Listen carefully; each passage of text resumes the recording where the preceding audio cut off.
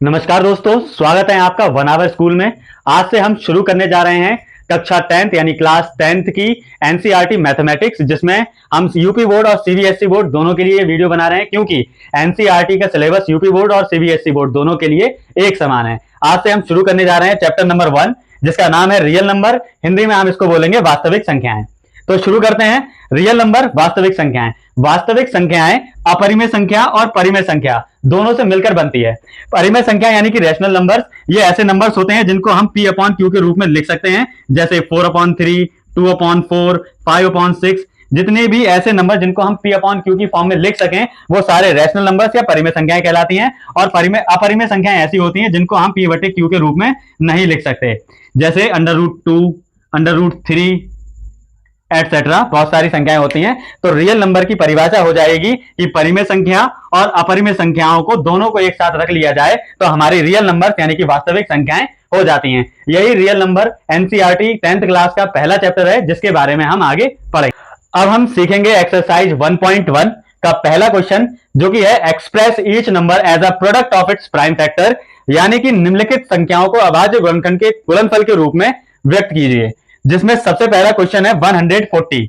इसको हम इसके प्राइम फैक्टर या अभाज्य गुणनखंड के रूप में व्यक्त करेंगे, तो 140 को पहले लिखेंगे। अब देखिए, इसके अभाज्य गुणनखंड करने के लिए हमें क्या करना पड़ेगा। सबसे पहले हम देखते हैं कि पीछे 0 आया है, तो जिस भी नंबर के पीछे 0 आया है वो 2 से या 5 से विभाजित होता है, यानी कि वो 2 से या फिर 5 से कट जाएगा। तो सबसे पहले हम इसको 2 से कट कर देते हैं। 2 के टेबल में 14 आता है 7 बार में, यानी 7 टाइम्स। तो 2 7 14, तो जितनी भी बार में आता है उसको यहां पे लिख देंगे, बाकी 0 यहीं लिख देंगे। अब भी पीछे 0 आया है, यानी ये 5 से या फिर 2 से कट हो सकता है। तो सबसे पहले 2 से कट करते हैं। 2 के टेबल में 7 नहीं आता, लेकिन 7 से थोड़ा सा कम यानी कि 6 आता है। तो 2 3 6, जो कैरी बचा 1 वो यहां पे आ जाएगा। तो 2 5 10। अब इस नंबर के पीछे 5 आया है, यानी ये 5 से डिवाइड हो जाएगा, यानी कि 5 7 35। अब बाकी ये बचा 7 एक प्राइम नंबर है जो अपने नंबर से या फिर 1 से ही कटेगा। इसका मतलब है 7 1 7। तो 140 के प्राइम फैक्टर्स हो जाएंगे 2 × 2 × 5 × 7, या फिर हम कह सकते हैं 2 × 2 को 2 का स्क्वायर × 5 × 7। ये क्वेश्चन आपको समझ में आ गया होगा। बढ़ते हैं अगले क्वेश्चन पे। अगला क्वेश्चन है 156। 156 के पीछे एक इवन नंबर है जो 2 के टेबल में आता है। इसका मतलब यह है कि 156 हमारा 2 से कट जाएगा। तो 2 के टेबल में 15 नहीं आते हैं, लेकिन 15 से थोड़ा सा कम 14 आता है। तो 2 7 14, जो बच गया 1 वो यहां पे आ गया। 2 8 16, फिर 2 3 6, 2 9 18। अब ये नंबर देखो ऑड नंबर है, पीछे 9 है। इन दोनों नंबर्स को ऐड कर लेते हैं तो 12 आएगा। अगर ये नंबर 3 से कट जाता है तो ये पूरा नंबर 39 3 से कट जाएगा। तो 3 1 3, 3 3 9। अब ये 13 फिर से एक प्राइम नंबर है जो खुद के टेबल से कटेगा या 1 के टेबल से कटेगा, इसलिए 13 1 13। तो 156 के प्राइम नंबर्स हो जाएंगे 2 × 2 × 3 × 13, या फिर हम कह सकते हैं 2 की पावर 2 या फिर 3 × 13। खत्म। अब अगला क्वेश्चन है 3825। इस नंबर के पीछे 5 आया है, तो ये नंबर 5 से कट रहा होगा। दूसरी चीज, ये नंबर 3 से भी कट सकता है। अब कटेगा कैसे, इसको पता लगाने के लिए हम इसके सारे डिजिट्स को ऐड कर लेते हैं। 3 और 8 11, 11 में 2 जोड़ देंगे 13, 13 में 5 जोड़ देंगे 18। इन सारे डिजिट को जोड़ने पर 18 आया। अगर 18 3 से डिवाइड हो जाता है तब ये पूरा का पूरा नंबर 3 से डिवाइड हो जाएगा। तो 3 के टेबल में 18 आते हैं 6 टाइम्स, यानी कि 3 की टेबल से 18 कट सकता है। तो ये पूरा का पूरा नंबर 3 से कट हो जाएगा। तो हम इसको 3 से कट कर सकते हैं। 3 1 3, 3 2 6, बच गया 2, 3 7 21, यहां आ गया कैरी 1, 3 5 15। ये पूरा का पूरा नंबर 3 से कट हो गया। अब देखते हैं क्या ये वाला नंबर 3 से कट होगा। तो 1 और 2 3, 3 और 7 10, 10 और 5 15, यानी कि सबको ऐड करने पे 15 आया, जो कि 3 से कट हो जाता है। इसका मतलब है ये पूरा नंबर 3 से कट हो जाएगा। 3 4 12, 3 2 6, यहां बचा 1, 3 5 15। क्या ये पूरा नंबर 3 से कट हो जाएगा। 4 2 6, 6 और 5 11, ये नंबर 3 से कट नहीं होगा, यानी कि अब इसके पीछे 5 आया है तो ये नंबर 5 से कट होगा। तो 5 से कट कर देते हैं। 5 के टेबल में 42 आते हैं, 42 आते ही नहीं है, लेकिन 42 से कम आता है 40। 5 8 40, बच गया 2, 5 5 25। अब आ गया 85। अब ये नंबर भी 5 से ही कट होगा। तो 5 1 5, 5 7 35। अब 17 एक प्राइम नंबर है, यानी कि जो अपने नंबर से या फिर 1 से कटेगा, यानी कि 17 1 17। तो 3 8 5 के जो प्राइम फैक्टर हो जाएंगे वो हो जाएंगे 3 इंटू 5 इंटू 5 इंटू 17, जिसको हम लिख सकते हैं 3 की पावर 2 इंटू 5 की पावर 2 इंटू 17। ये रहे अभाज्य गुणनखंड 3825 के। अब अगला नंबर है 5005। अब 5005 शुरू में ही किस नंबर से कटेगा? ये 5 से ही कट होगा, तो हम यहां पे इसको 5 से कट कर देंगे। 5 1 5, 0 0, 5 1 5। उसके बाद देखिए ये नंबर किससे कटेगा? ये नंबर कटेगा 7 से। 7 1 7, बच गया 3, 7 4 28, बच गया 2, 7 3 21। अब ये नंबर किससे कटेगा? अब ये नंबर कटेगा 13 से। 13 1 13, कैरी बच गया 1, 13 1 13। उसके बाद कटेगा 11 से, 11 1 11। तो 5 0 0 5 के प्राइम फैक्टराइजेशन या फिर अभाज्य गुणनखंड होंगे 5 इंटू 7 इंटू 13 इंटू 11। इसी के जैसे अगले क्वेश्चन आप खुद करके देखना। अब हम पहुंच चुके हैं 1.1 के क्वेश्चन नंबर 2 पर, जिसको पढ़ते हैं। Find the LCM and HCF of the following pairs of integers and verify that LCM multiply by HCF equals to product of the two numbers. यानी कि पूर्णांकों के निम्नलिखित युग्मों के एलसीएम और एचसीएफ आपको निकालने हैं और ये जांच करनी है कि संख्याओं का गुणनफल उनके एलसीएम और एचसीएफ के गुणनफल के बराबर है या नहीं है। सबसे पहला पेयर है 26 और 91। सबसे पहले हम इन दोनों ही नंबर्स के प्राइम फैक्टर्स निकालेंगे, 26 के और 91 के। 26 का प्राइम फैक्टर आपको पहले क्वेश्चन बता ही चुका हूं कैसे निकालने हैं। तो हम 2 से कट कर देंगे, 2 1 2, 2 3 6 और 13 1 13। तो 26 का प्राइम फैक्टर आ जाएगा 2 इज मल्टीप्लाई बाय 13। अब हम दूसरा नंबर देखेंगे जो है 91। 91 के प्राइम फैक्टर निकालेंगे। ये नंबर 2 से भी नहीं कट होगा, 3 से भी कट नहीं होगा, ये नंबर होगा कट 7 से। 7 1 7, यहां बच गया 2, 7 3 21 और 13 1 13। तो 91 के प्राइम फैक्टर्स आ गए 7 इंटू 13। तो देखिए अब हमें निकालना है एलसीएम और एचसीएफ। तो एलसीएम कौन सा नंबर होगा? अब हम देखेंगे कि इस 26 के प्राइम फैक्टर्स में और 91 के प्राइम फैक्टर्स में कौन सी चीज कॉमन है। जो दोनों के प्राइम फैक्टर्स यानी कि अभाज्य गुणनखंडों में कॉमन है, जिसका नाम है 13। तो 13 हो गया 26 और 91 का एचसीएफ। अब एलसीएम निकालने के लिए जो चीज कॉमन है उसको तो हम एक बार लिख लेंगे, बाकी की चीजें एज इट जैसी हैं वैसी उतार देंगे। 2 इंटू 7। अब एलसीएम आ गया 13 इंटू 2 इंटू 7 और एचसीएफ आ गया 13।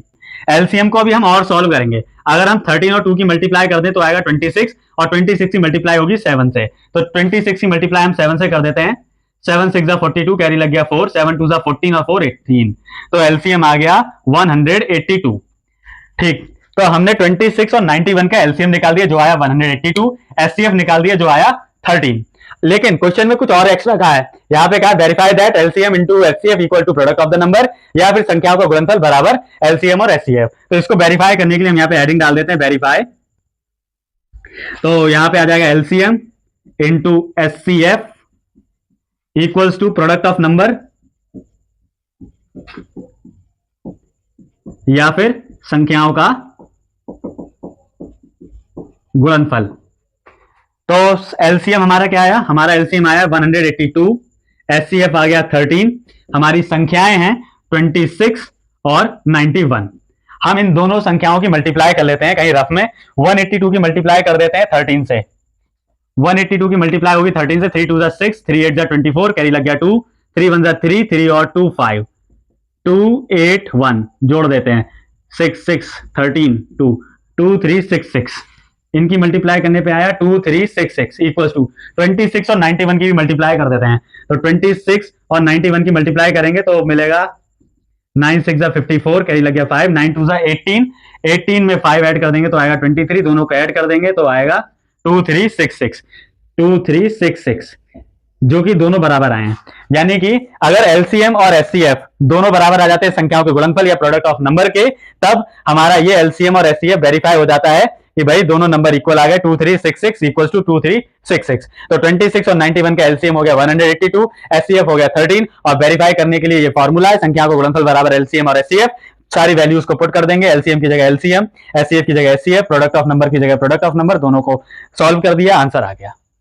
सेकंड क्वेश्चन है हमको 510 और 92, इन दोनों नंबर्स का एलसीएम और एचसीएफ निकालना है। उसके बाद इस फॉर्मूले में पुट कर जो कि लिखा है संख्या का गुणनफल बराबर एलसीएम और इंटू एचसीएफ या फिर LCM into HCF equals to product of the two numbers में पुट करके सॉल्व कर देना है।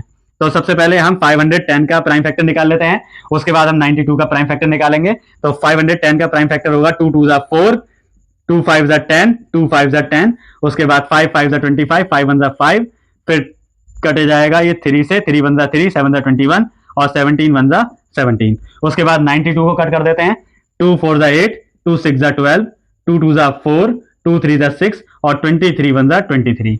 तो हम यहां लिख देते हैं 510 के प्राइम फैक्टर्स जो होंगे 2 इंटू 5 इंटू 3 इंटू 17 और 92 के प्राइम फैक्टर्स हो जाएंगे 2 इंटू 2 इंटू 23।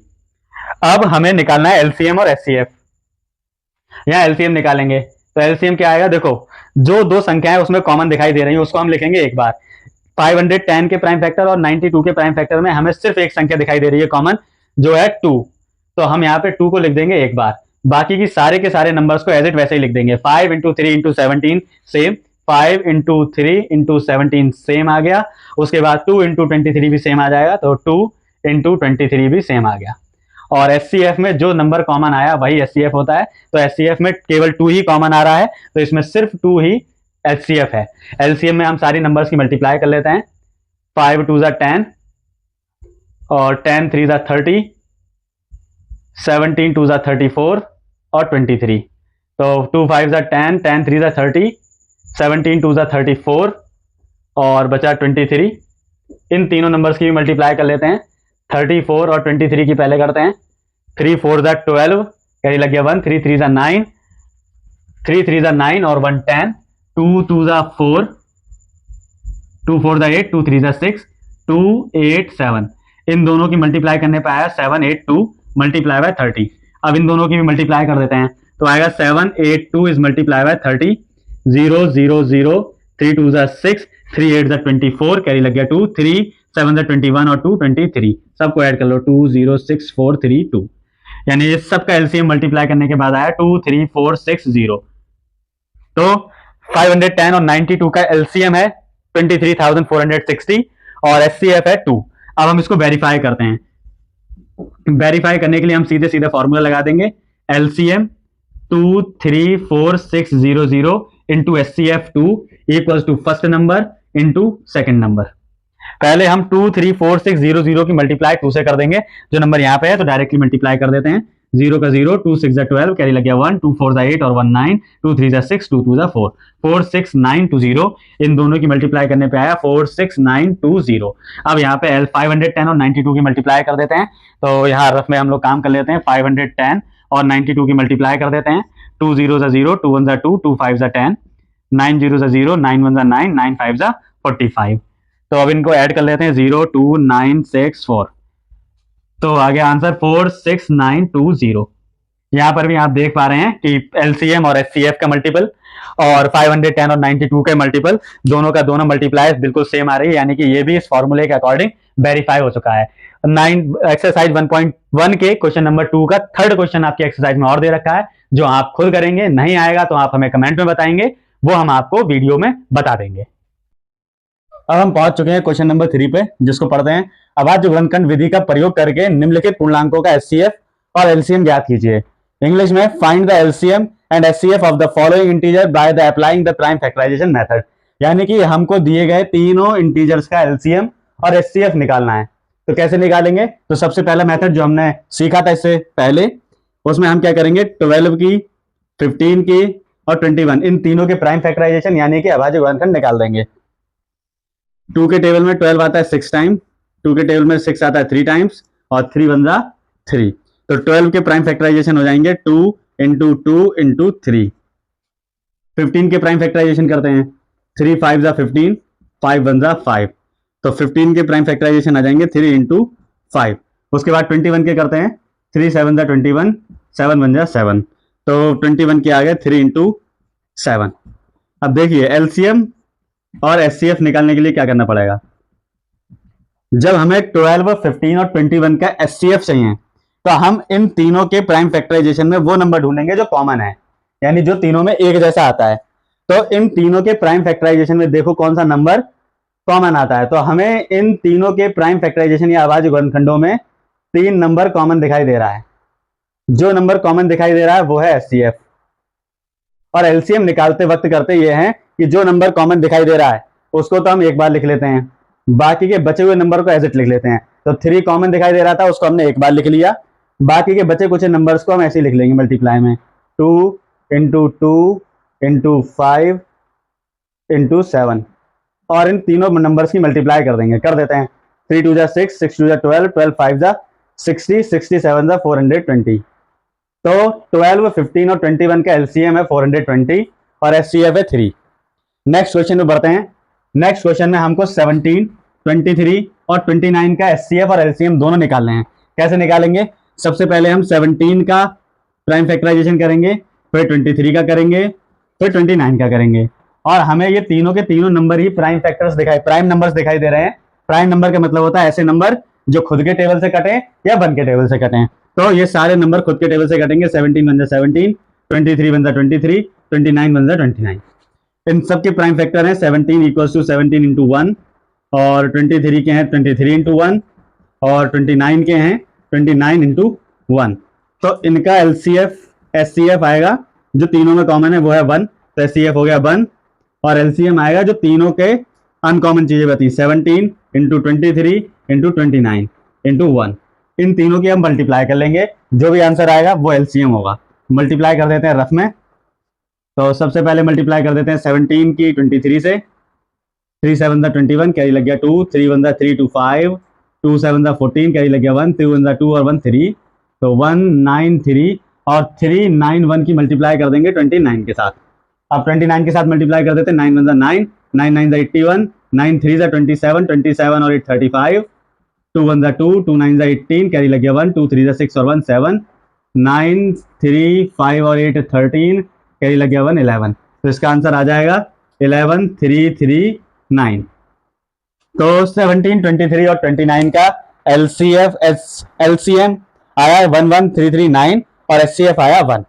अगला क्वेश्चन है जिसमें 8 9 और 25 का एलसीएम और एचसीएफ निकालना है। ये क्वेश्चन आप लोग खुद होमवर्क में करिएगा, बाकी जो भी आंसर आए वो हमें कमेंट में बताइएगा। तो हम पहुंच चुके हैं क्वेश्चन नंबर 4 पे। दिया गया है कि एचसीएफ 306,657 इज इक्वल टू 9। तो एलसीएम 306 और 657 ज्ञात कीजिए, या फिर फाइंड द एचसीएफ और find the LCM of 306 and 657, जबकि हमारे पास गिवन दिया रखा हो एचसीएफ 306 और 657 का 9। यानी ओवरऑल क्वेश्चन को समझे तो हमारे पास 306 और 657 का एचसीएफ मौजूद है जो कि वैल्यू 9 है। हमको एलसीएम निकालना है इन दोनों नंबर्स का। तो शुरू करते हैं। तो जब हमारे पास जो जो चीजें गिवन है वो हम लिख लेते हैं। हमारे पास गिवन है एचसीएफ ऑफ 306, 657 इक्वल्स टू 9, और हमको पता करना है एलसीएम ऑफ 306, 657 इक्वल्स टू क्या होगा। तो इसको सॉल्व करने के लिए हमने फॉर्मूला पढ़ा था जिसका नाम था LCM into HCF equals to product of number या संख्याओं का गुणनफल। तो एलसीएम कितना है हमारे पास, एलसीएम ही पता करना है हमें, 306, 657। एचसीएफ हमको दे रखा है 9, तो एचसीएफ हमने लगा दिया यहाँ पे। प्रोडक्ट ऑफ नंबर, तो नंबर्स हैं 306 इज मल्टीप्लाई बाय 657। अब हम इसको सॉल्व कर लेंगे, आंसर हमारे पास आ जाएगा। यहाँ पर मल्टीप्लाई में 9 लिखा हुआ है और हमें इसकी वैल्यू निकालनी है, तो हम 9 को ट्रांसपोज करके इन दोनों के अपॉन में ले जाएंगे, क्योंकि यहाँ मल्टीप्लाई का साइन है तो ये इक्वल टू किस तरफ आके अपॉन में आ जाएगा। तो आएगा LCM of 306, 657 equal to 306 into 657 upon 9। अब इनको हम कट कर देंगे। कट करने के लिए देखते हैं कि ऐसा कोई नंबर जिसके टेबल में ऊपर वाला नंबर भी आता हो, नीचे वाला नंबर भी आता हो। तो ऊपर वाले नंबर को हम 3 से कट करके देखते हैं। 3 से कट होता नहीं होता, 3 1 जा 3, ये वाला 0 ऐसे ही, 3 2 जा 6, 3 3 जा 9। अब इस वाले नंबर को फिर से 3 से कट कर देंगे, कट हो जाएगा। 3 के टेबल में 10 नहीं आता, लेकिन 9 आता है 3 टाइम्स, और 1 बच गया, वो यहाँ आ गया, 3 4 जा 12। तो बचा कुचा नंबर 3 4 इंटू 6 5 7। अब इन दोनों नंबर की मल्टीप्लाई कर लेंगे, उसके बाद जो भी आंसर आएगा वो हमारा एलसीएम होगा। तो मल्टीप्लाई कर लेते हैं। 657 इज मल्टीप्लाइड बाय 34। 4 7 जा 28, कैरी लग गया 2, 4 5 जा 20 और 2 22, कैरी लग गया 2, 4 6 जा 24, 24 में 2 ऐड करोगे तो 26, 3 से इसको कट करेंगे, 3 7 जा 21, कैरी लग गया 2, 3 5 जा 15 और 2 17 कैरी लग गया 1, 3 6 जा 18, 18 और 1 19। इनको ऐड कर लेंगे अब, 8 का 8, 2 1 3, 6 7 13 कैरी लग गया 1, 10 2 12 कैरी लग गया 1 2। तो हमारा आंसर आएगा 2 2 3 3 8। तो एलसीएम ऑफ 306, 657 इज 22,338। तो जो क्वेश्चन था कि भाई एचसीएफ दे रखा है, एलसीएम को निकालना है, तो हमने सिंपल एक फॉर्मूला लगाया, LCM into HCF, product of number solve कर दिया, आंसर आ गया। अब हम पहुंचे क्वेश्चन नंबर 5 पर, जो कि लिखा हुआ है check whether 6 to the power n can end with the digit 0 for any natural number. इसका मतलब है कि जांच करें कि 6 की पावर n एंड होती है नंबर 0 से, जबकि n की वैल्यू कोई भी नेचुरल नंबर हो सकती है। तो हम समझते हैं सॉल्यूशन, इसका सॉल्यूशन कैसे करेंगे। तो इसका सॉल्यूशन करने के लिए सबसे पहले हमको पता होना चाहिए कि कौन कौन से ऐसे नंबर हैं जो 0 से एंड होते हैं। तो हम यहाँ पर कुछ एग्जांपल्स ले लेते हैं जो नंबर 0 से एंड होते हैं। जैसे मान लीजिए 10 नंबर 0 से एंड होता है, या 20 नंबर 0 से एंड हो रहा है, या 100 नंबर 0 से एंड हो रहा है, या 1000 नंबर 0 से एंड हो रहा है। अगर आप इन सारे नंबर्स के प्राइम फैक्टर करेंगे तो आप पाएंगे कि 10 का प्राइम फैक्टर आएगा 2 इंटू 5, 5 टू 10। 20 का करेंगे तो आप पाएंगे कि आएगा 2 इंटू 2 इंटू 5, यानी 2 टू 4, 4 5 20। अगर आप 100 का करेंगे तो आप पाएंगे 2 इंटू 2 इंटू 5 इंटू 5, यानी 2 टू 4, 4 5 20, 25 100। ऐसे ही अगर आप 1000 का भी करेंगे तो आप पाएंगे 2 into 2 into 2 into 2 into 5 into 5, 2 to 4, 4 to 8, 8 to 16, 16 5 80। नहीं, गलत हो गए, 1000 का ऐसे करके निकाल लेते हैं।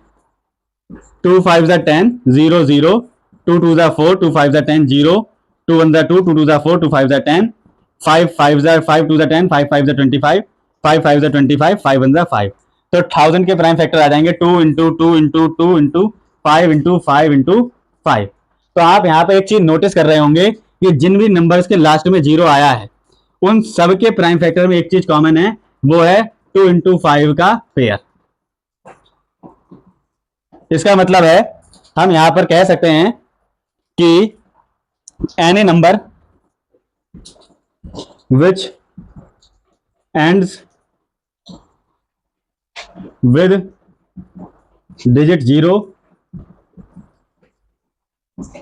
इट हैव 2 और 5, 2 and 5 as a prime factor. यानी कि कोई भी ऐसा नंबर जो 0 से एंड होता है उसके भीतर या उसके प्राइम फैक्टर्स में 2 इंटू 5, 2 इंटू 5, 2 इंटू 5 जरूर होगा। लेकिन अब हम देखते हैं कि 6 की पावर n में क्या है। अगर हम 6 की पावर n देखें तो यहां पर 6 के प्राइम फैक्टर 2 इंटू 3 आते हैं, इनकी पावर n। तो यहां पे 6 के प्राइम फैक्टर आ रहे हैं 2 और 3, यानी कि इसका एक प्राइम फैक्टर कम है जिसका नाम है 5। यानी ये 6 की पावर n किसी भी नंबर के लिए एंड नहीं होगी 0 से। करके देख लेते हैं। अगर मैं n की वैल्यू 1 रख दूं, 2 रख दूं, 3 रख दूं, या A to Z कुछ भी रख दूं, तो देखता हूं अगर मैं 6 की पावर n रख देता हूं तो 6 1 जा 6, 6 की पावर 2 रख देता हूं तो 6 इंटू 6 इक्वल टू 36। अगर मैं 6 की पावर 3 रख देता हूं 6 इंटू 6 इंटू 6 इक्वल टू 216। यानी कि 6 के ऊपर पावर मैंने 1 लगाई, 2 लगाई, 3 लगाई, जो भी देखा लास्ट डिजिट 6 तो आ गई, लेकिन 0 नहीं आई। ये क्यों नहीं आई? क्योंकि 6 का फैक्टर 2 इंटू 3 है, ना कि 2 इंटू 5। और हमको ऐसा नंबर जिसके लास्ट में 0 आता हो, उस 0 के प्राइम फैक्टर हमेशा 2 इंटू 5 होते हैं, जो कि 6 के प्राइम फैक्टर्स नहीं है। इसलिए 6 की पावर n किसी भी नेचुरल नंबर के लिए 0 से एंड नहीं होगी। तो हम यहां पे लिख देंगे here 6 the prime factor of 6 is not are not 2 and 5, so 6 to the power n is not ends with the digit 0 for any natural number n।